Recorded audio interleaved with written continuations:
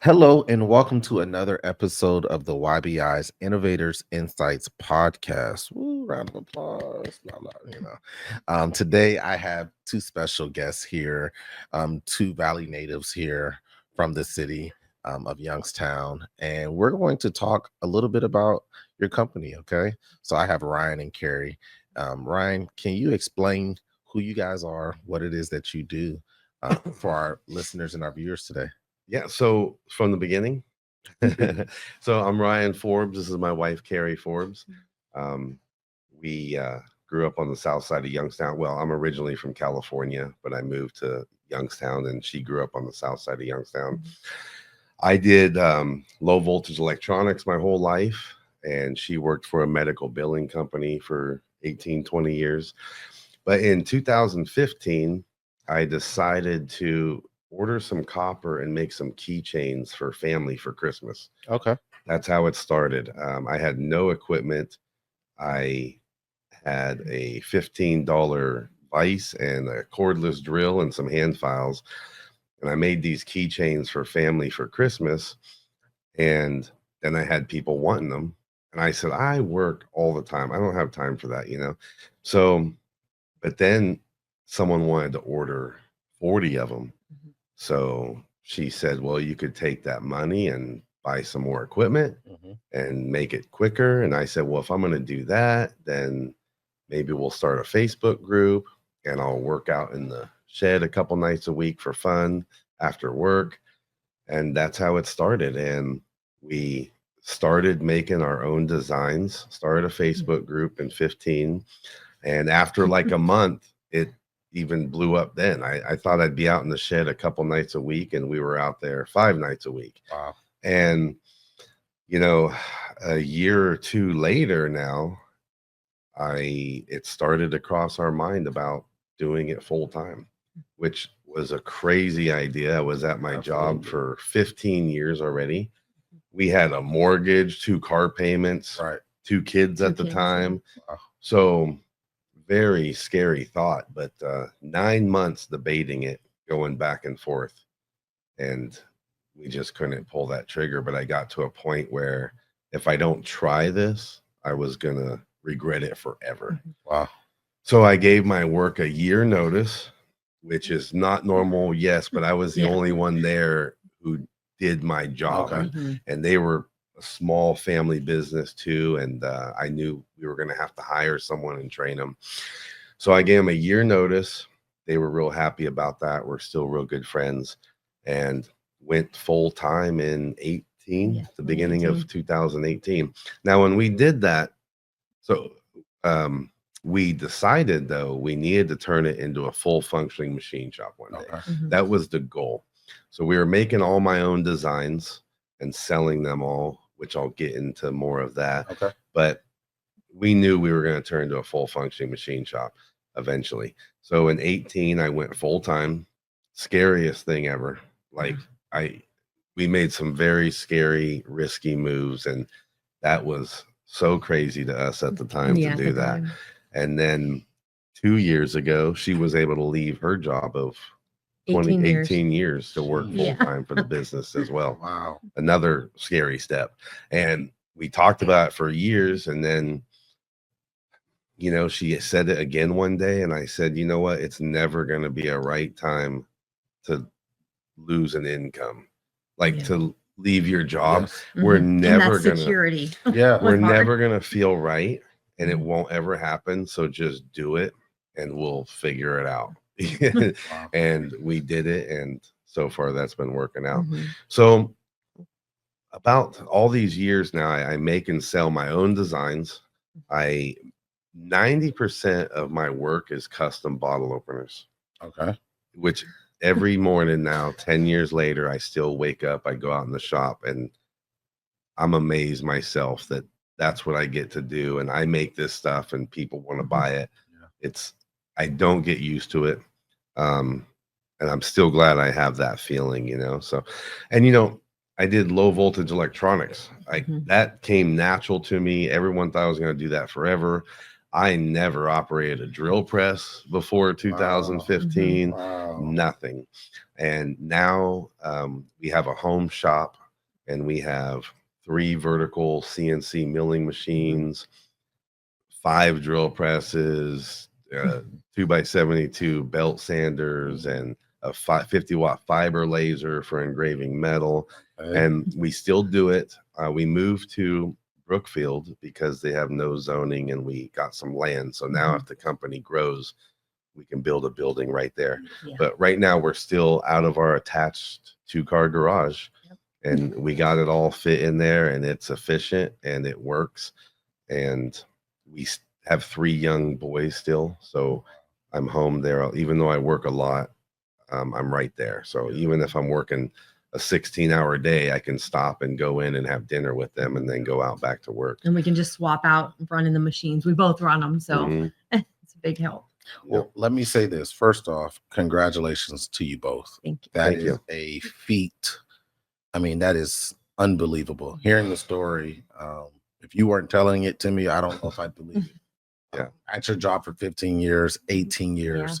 I'm gonna be honest. I don't know if I would leave that security. I'm just gonna be I have a- completely honest with you. I have a couple friends who are very financially sound, let's say, and they both said everything you're doing shouldn't work, but keep doing it. You know what I mean? Like, Yeah. just keep Going. taking those risks, you Absolutely. know? You mentioned, how you pretty much you started with nothing.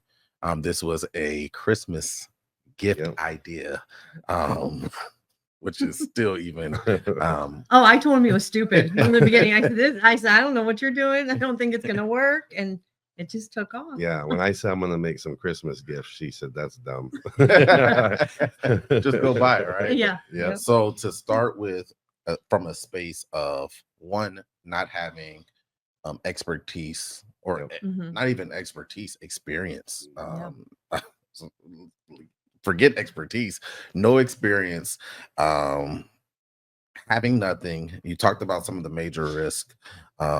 If I can ask, what was some of the toughest challenges starting out?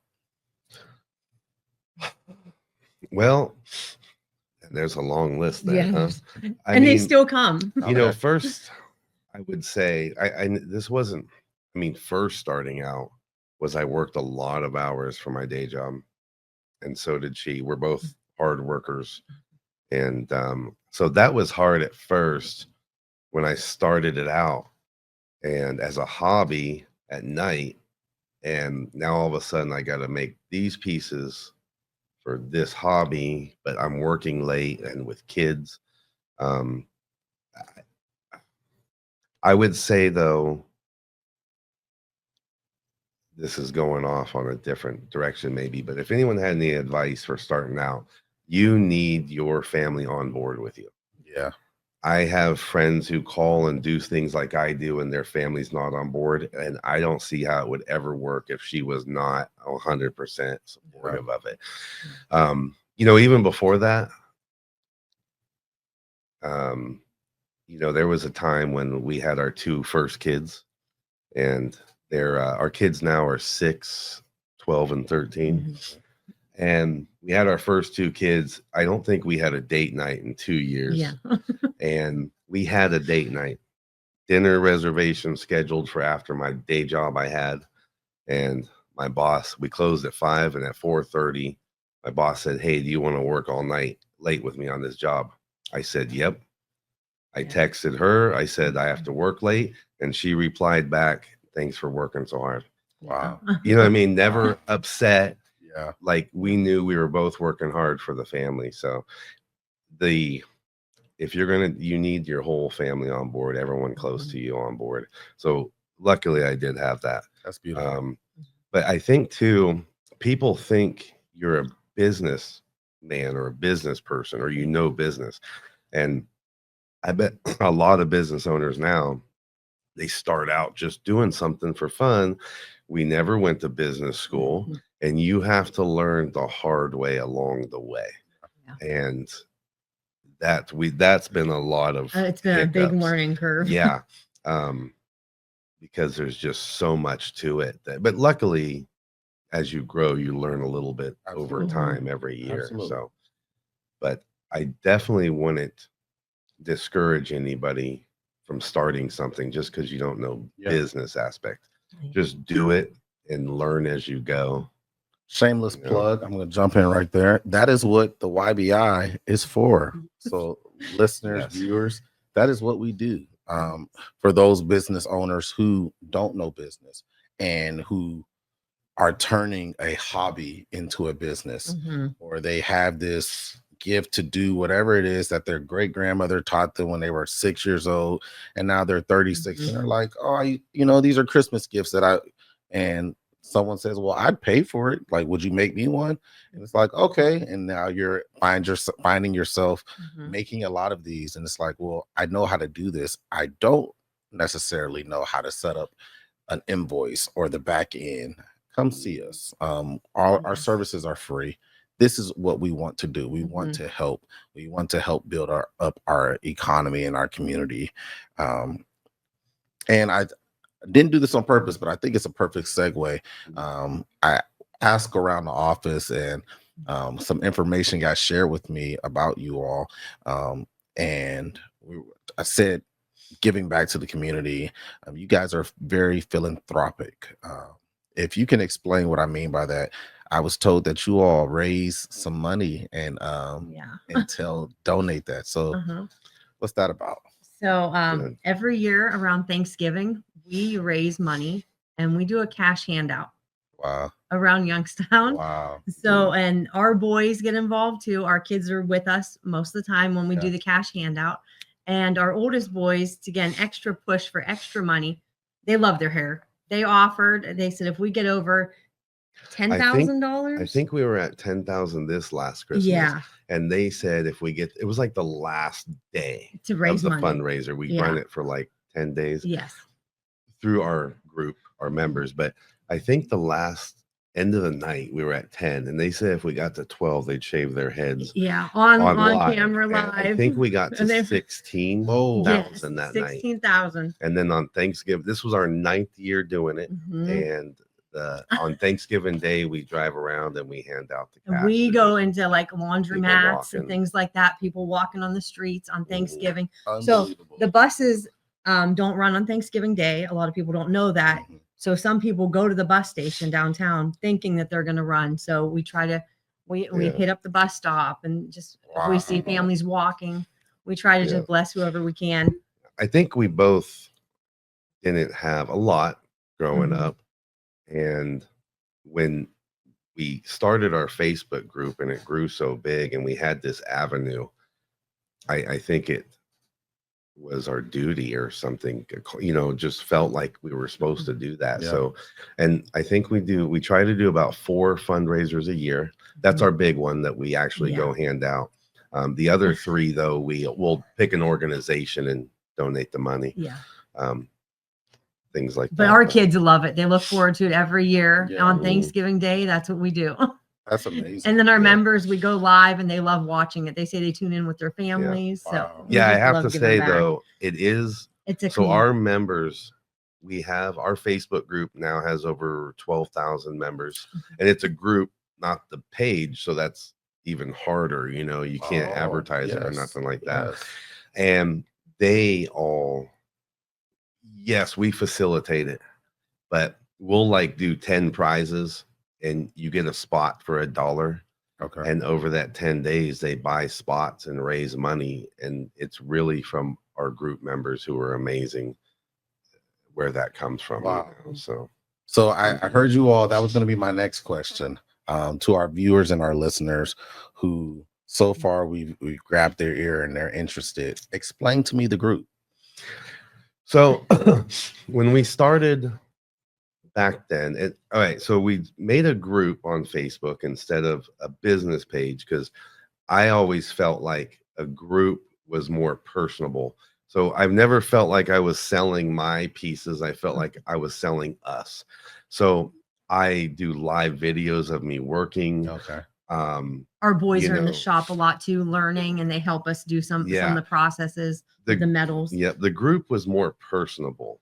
So my members can get a piece from me and they can post a picture with it. Can't do that with a business page. So for what I do, or if you're doing something more on the artsy side, or you want to be more interactive with your members, the group is what we went with. But so for 10 years now, almost 100% of our sales go through our Facebook group. I know. And people are, wow, you know, and I have friends who do 100% full business on Instagram. Yep. The social media is an amazing tool. So all over the world, you know, people can, I've found the people who appreciate this kind of stuff, appreciate that I'm making it at home, you know, limited runs, everything in-house, and social media has allowed that to happen. So we ship, you know, I think we shipped 3 packages international just this week alone. Yeah. Wow. Most of it's in the States, but usually 1 to 3 packages a week, even international. And the group, though, they've really got me where I'm at. It's been amazing. You know, so, which we didn't get into my bottle openers or my pieces yet too much, but let's say I've had people tell me, why would you spend $100 on one of my bottle openers when you can get something for $5 at a big box store, you know? But when they get to see what they're supporting, I've actually had people say, you know, I get to see you raise your family, and I know I'm supporting that. Right. And or they get to see me work on a piece in a live video and things like that. Or they can't directly message the maker on something they bought at a big box store, and they reply back. And, you know, I don't like, hey, I'm taking off next week for vacation, don't message me. I'm always accessible. Wow. They got me to where I'm at. So I'm, you know, I feel like I always will be there for them. Wow. I had someone ask me years back, when will you have someone take over your social media and all these messages every day? I said, never. I said, you know, I could have someone in my shop helping me make my pieces or do my finishes one day, but messaging with the people, that's something I started and I can't, that will be what I always hold on to. There is that part for sure. So that's beautiful. I did some work with a company, a small business. They are located in Virginia, husband and wife, and the wife, she has a business. And when they brought me into the organization, I was doing some work, and they're telling me, and that was the first time I ever heard a Facebook group. And she spoke, and she some very similar story. Yeah. And she spoke, and I know her husband personally. He looked at me, goes, "Hey man, like, no, it's serious." So then I got privy. I joined the group, and it was like all day nonstop. They're talking. Hey, look what I got. Yep. And another one's like, oh, I got that. Do this with it because it's great. Yeah. And the community that is built in those Facebook groups. And I've seen similar story. It started from just a couple family members, friends from around town, to it growing to over 70,000 people in the group. Yeah. So I wish that success for you all. I see that. I definitely can see the same coming for you very soon. Thank you. So you're not in the studio, and hopefully you're watching and not listening, because we have a treat for you. We have some items here. Carrie, show me what you got over there. Okay, so we'll start off. This is one of our new carry-on carabiners.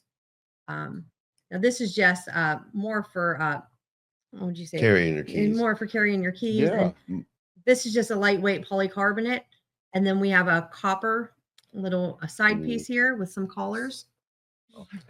Most of the metals I work with are copper, brass, and titanium mostly, but lots of other stuff as well. Micartas, G10s. So the copper and brass will work as a bottle opener aluminum. Also. So there's a bottle opener here on the side. So you can clip this on your belt buckle or on a backpack, anything. Carry your keys with it. And do the juggernauts. Yep, this one is titanium, which I make a very large version of this, which is a juggernaut, which is where I started, and it has a bottle opener in it. This one has a titanium body and then copper pieces here. So these pocket pries, people, you know, they don't understand what would you use it for and things like that. But once you carry one, you use it a lot. Okay. So a lot of places wouldn't allow you to carry, let's say, a tool to open boxes, but this you could, and you can open the tape boxes. A lot of people use them to pry cans open. Now, believe it or not, though, I have customers with 100 of my bottle openers, and they don't even drink anything that needs a bottle opener. They're more collective pieces on the artsy side, but they will function as well. So this one is titanium, and I do all the color anodizing in-house, all the metal work. I have over 100 different designs. We make all the pieces at home. Yep. And even though I have some CNC machines now, more than half of them I still make completely by hand. And even when I do run them on the machine, I still hand finish every single edge myself. So I still touch every single piece and do finish work on them. Actually, and these here, this is, like just ideas I had a couple years ago. So like the tech decks when we were young out of plastic. A couple years ago, I thought about them in metal, and I looked it up, and no one made them out of metal. So I started making them in copper, brass, titanium, and aluminum. And aluminum now. Yep. So, they're heavier than the old plastic ones, but you could put this on your desk. It's nostalgia, but you got a metal one there that you can play around with and things like that. And what's different about our pieces too, like these are both mini juggernauts, but our customers can customize them and change out any of the pieces. They're all interchangeable. So you can pick the colors you want. This one's aluminum powder coated. So we have all different colors of powder coat we can do. And then if they're a lot different weights too. Yeah. I love that. Did you bring this up? No. And then like this, 90% bottle opener. So I make other things like pen holders, clocks, some other things. So this here is a cigar ashtray, but more pocket size, and it's solid brass. Like, go ahead, feel that. Yeah. And the more heavier, bigger I make it, usually the more they like it. Like if you have this giant heavy bottle opener and you're at a picnic and you pull that out, everyone's going to ask to check it out instead of just a normal one, So, and those have some glow in the dark rods in there. Yep. And those are custom. You can customize those. Yeah, we offer different rod colors, but there's different finishes we can do with the brass. Can I have a card? Yeah. We have a client who down at the Impact Center. One of our clients, he has a cigar shop. Oh, so I also make a large one, full size, cigar ashtray as well. And we can put like logos and different things down in here or on the back side. Perfect. Because we have the laser engraver that will engrave right in there. Yeah, perfect. I also want to mention, I meant to mention it during the story, but so, over the years, I learned all the equipment by myself, the drill presses and bandsaws, and I learned the hard way. I wasn't in a shop where I had a more old timer saying, "Hey, don't hold that like that." So I learned with a lot of stitches, But then when it came time to do CNC machining, I was, whole other level now. Now I do learn very quickly, and I'm hands-on. So, but I do have to give a shout out to my buddy Nick, who said, "Get that machine and I'll teach you everything." Wow. And Nick still helps me. When did we get our first machine? In 18? Yeah, in 18. And he still comes over once or twice a week and helps me out. Wow. And I have learned a lot now, of course. But anyways, thank you, Nick. So I don't think Nick gets enough credit. So I appreciate it. But now that we have like all of our designs down, we are taking on more like small parts production. Okay. For other companies. If anyone has any overflow work or things like that, we're set up to do all those kinds of jobs now. Perfect. So I was gonna go there.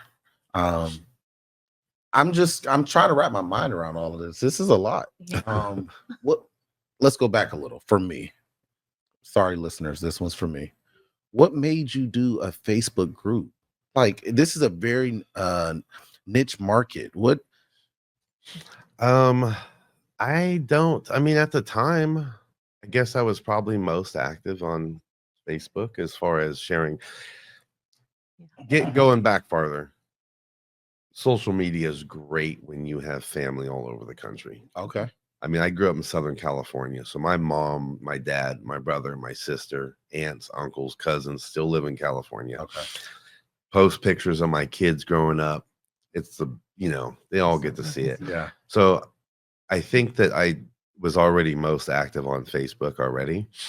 And it was just sort of a hobby, fun thing at first. So I just made a group, I do have friends who have full-time businesses like mine on Instagram or, other social media platforms. I always tell people, whichever platform you're going to use, just give it 110% and you can make it work, Were you an expert in Facebook?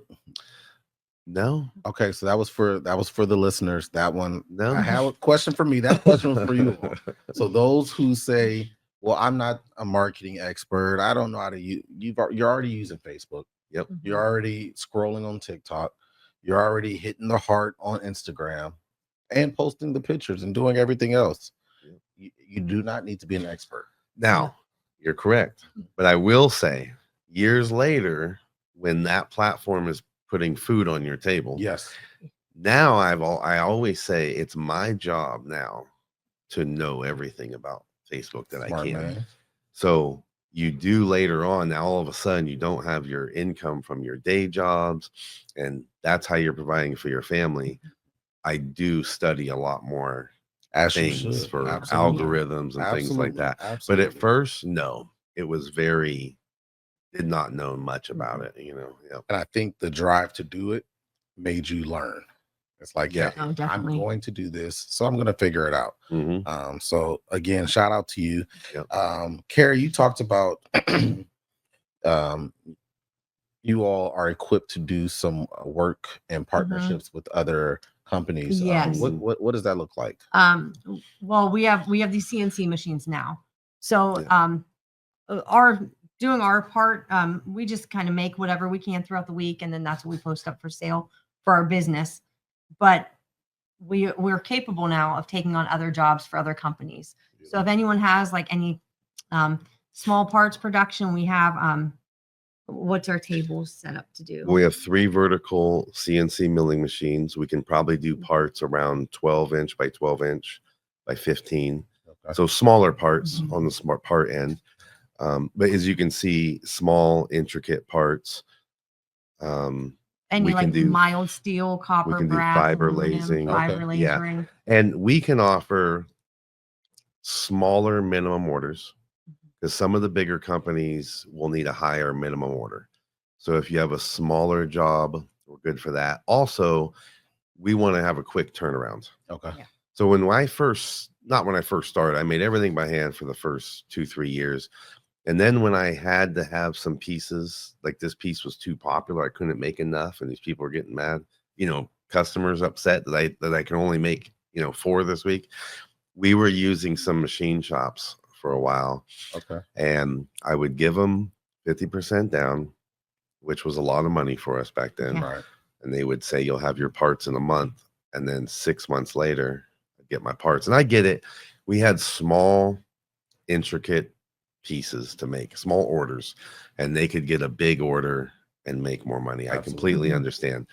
But that's where we're at right now in our stage, is we're going to try to have a quick turnaround, and we can work with smaller minimum orders. Nice.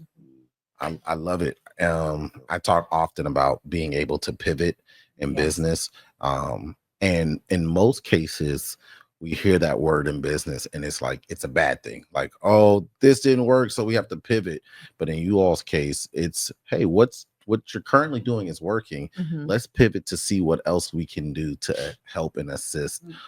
So again, kudos, shout out to you all both. Yeah, we had a good test run.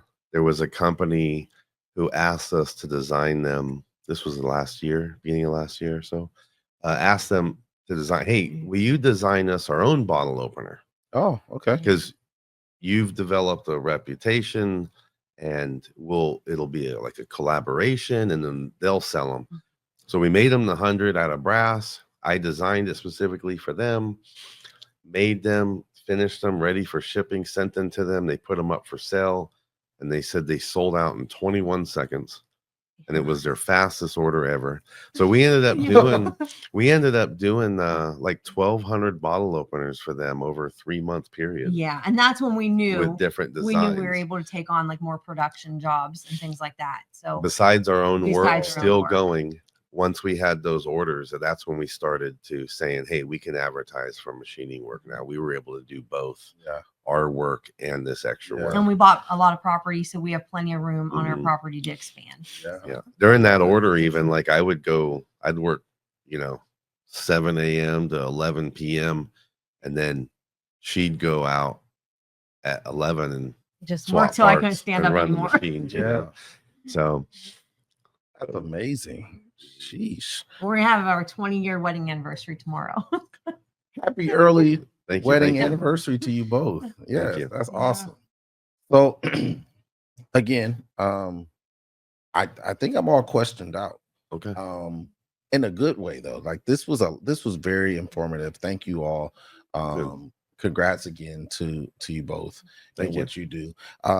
For our listeners and viewers, how do we get our hands on it? How do we get in touch with you all?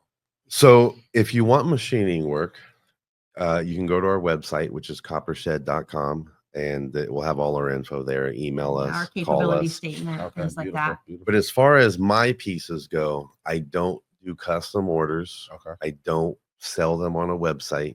What I do is throughout the week, I go out on Monday morning. This is also a very unique thing, which is the best place to be when you're doing this. I go out Monday morning and I decide what I want to make that week, and I make it. And then I post up pictures and videos throughout the week. And then Sunday afternoons, I have the same sales, same day, same time for 10 years. They start at 4:30 p.m. Eastern Standard Time on Sunday, and it goes up for sale. So then it's the first ins, or at least if I made 5 of these and it's the first ins, then it will be the first 5 people who comment in. So for those pieces, join the Facebook group. And then we have a quick shipping. I do all the shipping Sunday night, so everything's at the post office usually Monday morning. Yep. Wow. And right out to our customers. That's such a unique process. Even from, hey, today, this is what I'm making this week, to, all right, you all know 4:30. Here we go. Yep. So real quick, I'll add, because this is a lot of people's, I used to do custom orders. Okay. And people, it's the worst for the makers. Like artistic. What would I say? Well, I was going to say, just stress level and mental. I'm trying to figure out the word, but so I had custom order lists, and the list was pages and pages and pages long. I get it. And it took me, so then we had our 3rd kid, and those were overwhelming, stressful, those orders, knowing you have to do all these. Plus I was still doing my Sunday sales for bills. So when we had our 3rd kid, I shut those down, and it still took me a year or 2 to get through that list, which, some makers will say that's job security, but the stress, I've seen more makers so stressed out over that list and things they've promised to people. So now I want to do that again on a smaller scale. Okay. If I ever do custom orders again, it will be where I post in my group, hey, next week at this day and time, I'm going to make a post, and the first 3 ins they can message me, then I'll make them something custom. Right. But limit it. Very. And then when those 3 are done, see if I want to do another 3. But to do it how I did it at the beginning, it was very stressful to do it that way. So how do we find you on Facebook? What is the name of the group? Copper Shed. Copper Shed on Facebook. So there is a business page as well. I do have that, but I don't do any sales there. It's all in the group. Okay. And they're both Copper Shed, right? So you want to go to the one that says Copper Shed and has the 12K members on there. And then the business group is Copper Shed Metalwork. Yes, right? Copper Shed Metalwork. I think. And then for anyone that wants to get in touch for metalwork, just go to our website, coppershed.com. And then our email is in there too. And then our contact number. Perfect. Ryan, Carrie, first off, again, congratulations on your success. Thank Happy you. wedding anniversary to Thank you. all. Yeah. And thank you for spending some time with me on today, for myself and for my listening audience. Let me ask you a question. When this drops, will it get posted in the group? Yes. Yes. Long as I look skinny. Hi, hello, group. Hello, all 12,000 of you. Say hello all. to Carrington. Yeah, we appreciate you having Absolutely. us on, and Absolutely. we're excited. That is what we do. Thank you. I'm excited to know that we are working together. Our organization is working with you all. So I'm excited to see how excited to see the future and where you all are going to land as you launch out. Okay. Yep. Thank you. Thank you both again. Thank you. I hope you all have a great day. To my listeners and viewers, thank you. Is there anything else you guys want to say? No, I think we're good. Okay. Work. Well, I would say hard work is the key to success. Hard work is the key to success. Absolutely. Yep. I love it. All right. Well, that's all we have for you. This has been another episode of the YBI's Innovators Insights podcast, and we will see you next time. Shop Copper Shed. Thank you. Thank you.